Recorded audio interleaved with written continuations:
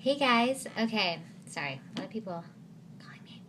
All right, so now we've got the how, we know why goals are important, and now we're going to go into the actual goal mapping aspect of kind of this lesson. So there are 4 steps to the map. One is to identify a purpose. The next is to kind of plan and develop your map.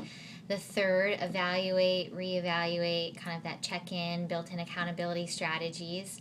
And then there's the reflect, refresh, and just buy into the process. The last step is actually kind of that here's what I'm 100% committed to, and now it's just about putting the time in and putting the work in and knowing that I need 10,000 hours. It's a lot. So just kind of diving into the process and staying focused on the process and enjoying the journey of hard work, because at the end of the day, process and progress and hard work is success. So the very first step, identifying your purpose. Your purpose is sort of the why of your behavior. Why is this important to you? Why is your destination your destination? Michael Jordan said, people like Julius Erving, people that he admires, they all created their own vision, and they didn't let anything distract them or break them down or take them away from it. And that's exactly what you need to do. You need to tie yourself to a vision, into something that you can be committed to no matter what else comes up. That's something that is going to drive you. Just think, 10,000 hours. Would I be willing to give 10,000 hours to this of my time and my life? It's a good question. It's a good test. It's kind of this relentless passion. And this is where the growth mindset lives and breathes, is in your purpose, where there's no such thing as failure. As long as you're tied to the vision and the purpose, you'll never stop. You'll never get up. Frustration is a sign of growth. That's where it really begins. The second step, let's develop the map. So when you're developing your map, there are some examples in the readings. And so you really want to start with that purpose. So the why. That is the foundation. I think they talk about it being like the roots of a tree or something, whatever.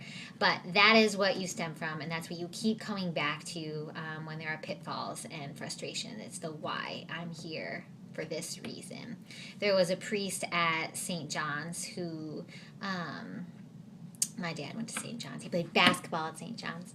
But there was this priest there, and a number of people, he knew my dad really well. He was a mentor to my dad, and there were a number of people who died in his life, and he was kind of this brand new priest and teacher at St. John's University, and his purpose was just doing it for the kids. And so every day he would walk, I know this sounds really cliche, but literally 5 miles to and from work every day in the cold and all of that. But his purpose was, I'm doing this for the kids. I'm doing this for people so they can have an opportunity that maybe he didn't have. This priest apparently grew up in a family of 10 kids, blah, blah, blah. This is becoming like a sad movie. But the whole point is kind of that was his mantra. That was his purpose. I'm doing this for the kids. I'm doing this for the kids. And he just kept coming back to that. The next step is your outcome goal. So that's kind of that far away, inspiring, uncontrollable, but exciting goal that you have in your mind. Try to be specific with it, but that's kind of the next step. It stems out of purpose. And then we get into the nitty gritty, and here's where I think separate the men from the boys, so to speak. So performance. These are standards that are explicitly they specify behavior actions that are critical to reaching your goal or getting to your outcome. So, this might be this percentage of free throws by X date. This might be, these splits in my 200s in XYZ workouts by this date. This might be, I need to take 10 shots every single game and every single practice if I want to score a goal a game. So these are performance standards, again, that are relevant to you, that are measurable and very, very, very specific. And again, as I mentioned earlier, I personally like to set them in priority order. So I start small And then I work my way up to closer and closer and closer to whatever my outcome goal is. Then you go into process goals. So you've got your purpose, you've got your why, the outcome goal, what you're striving for long term, and then you've got a couple of performance standards. I think in the example they have 3. I like to have like 4 to 6. Again, in priority order, but it's completely up to you. And then kind of lining all of the little things that are really behavior patterns that will just enhance your focus and kind of, the process goals. So here's where we're looking at the process. What do you need to be doing? What is your behavior every single day, every time you train? What things do you need? What do you need to act on? How do you need to behave? How do you need to move? How do you need to breathe? How much sleep do you need to get? What's your mantra? This is kind of that whole thing about strong arms, or for me, I like to do like the 6 inhale, 6 exhale breath count every restart. And between, right now I'm swimming, so every time we're kind of breaking up the workouts, whenever there's a restart or a pause, I do this type of breathing, whatever it is. I know that I need to roll my head instead of pick it up, so I tell myself to roll when I'm doing my stroke. That's a process goal. That is a behavior and action that I can focus on that's getting me towards swimming faster. It's getting me towards swimming better times. Tight streamline. So after I flip and push, are my hands like this? Am I tight? Am I streamlined? And how hard am I pushing off the wall? Again, those are all process goals. And these will enhance your focus, they foster your confidence, and they help sort of even out your emotions. You're not on this like big roller coaster of like good, bad, performance, quantities, numbers. Am I hitting this? Am I perfect? Am I achieving? You're just like, how am I behaving? Is it helping me? And that will keep your emotions in check. You never want to be too high. You never want to be too low. And when you are feeling like you're really high and anxious, or you're really low and you're not motivated, something's got to change in your process. Something's got to change in the behavior and how you hold yourself accountable. Then on the bottom of the page, there are goal achievement strategies. And I just like to call these, strategies that you're going to put in. This is kind of like, how am I going to live my goal map? So, let's say you have some performance goals, your outcome goals are around free throws. So you're going to need to set a strategy to put in extra time shooting free throws. So you're not going to get it in every game, and you're not going to get it in every practice. So what's the strategy to kind of make up that time? What's the strategy to implement that behavior of taking free throws or imagining yourself shooting free throws over and over and over again? When I first started swimming, I really wanted to get better, and one thing that was really important for me was to focus on the process, set a couple of realistic performance goals based on my level, which was low and not good.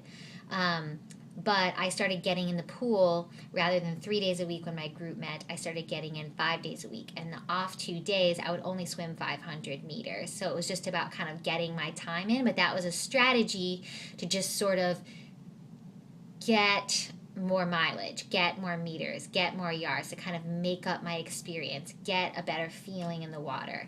And in those 500-meter days, there were no goals, there were no process. It was just swim. Get in and swim and don't stop. Once you hit 500, you get out. That was a strategy I had. And then you're going to want to keep a progress log. Are you achieving what you're achieving? Are you behaving the way you want to behave? Did you hit your performance goals? Why or why not? Look at your behaviors. Think about your mindset. Were you focused? Were you breathing? Were your streamlines tight? Were your arms strong? Was your start off the starting gate? How was that? Quick or slow? Or did you false start? All of those different types of things. Were you getting beat in the end zone? Whatever it is, what's not working and why? What is working and why? And this is where your journals come in. So you're constantly just monitoring your progress. How are you behaving and why? And your journals are a tool such an important tool. That can be your progress log, right? So, yeah, we already talked about achievement strategies. So, imagery can be an achievement strategy, extra morning mileage. But achievement strategies are all about sort of developing a routine, a systematic approach. So, certain MBTI types love this. They love strategy. Certain MBTI types hate it. They just want it to be vague and go with the flow, and we'll just see what happens, which is fine if you don't care about achieving an outcome. And you should, because your energy should be focused. And if it's not, you're just wasting time. You're already behind in the 10,000 hours, right? We talked about that. And again, you may need to change, take a detour due to life circumstances, injuries, slumps, rapid success. You have to go back. So in your log, so in your kind of performance log, do you need to make a change? Are you focused on the right things? Maybe not. Can you go talk to your coach? Can you talk to a teammate? How can you readjust your standards so that they're realistic? You're being aggressive, but you're on the right track. So if you're focusing on the wrong process behaviors, you're not going to get to the performance standards you want, which isn't going to lead you to your outcome. So if you have to reevaluate, if you have to take a step back, maybe make something harder, maybe lay off a little, maybe make it a little bit easier, just depending on where your body, where your mind, where your life is at, that's okay. That's the point of the goal map. Again, it's a guide. Everybody is constantly readjusting. And the courage to readjust and to reevaluate and to look at yourself realistically is one of the hardest things you can do as an athlete, but it's one of the most important things you can do. And it takes a lot of courage, and it's a sign of strength. It really is. It is a sign of strength, and it's a sign that you are living in a growth mindset. You don't mind if you need to take a detour or a step back and reevaluate, because by reevaluating, you're closer to then succeeding. If you're banging your head against the wall, right, you're eventually going to have a bad headache. I don't know where I'm going with that. Okay, so a little humor today. All right, so then you're just going to commit to the journey, enjoy, keep the outcome and the final destination in mind, but come back to your purpose, put in your 10,000 hours, commit to that just sort of ongoing journey of preparation. And that is success. That is success. That outcome, that long-term goal out there, it's exciting, it's motivating, but along the way is where success is. Along the way is where the learning happens. Along the way is where character is built. Along the way is where you learn the most about yourself. And so if you can do this the right way, if you can set goals in the right way that you're personally and emotionally tied to, and you can come up with a systematic approach, and if you're committed enough to living your goal map, that's success. So congratulations, you are on your way. You have laid the foundation to mental training and sports psychology. It's going to be really, really fun. Thanks a lot, guys. Thanks for bearing with me on my iPhone. Have a great Monday.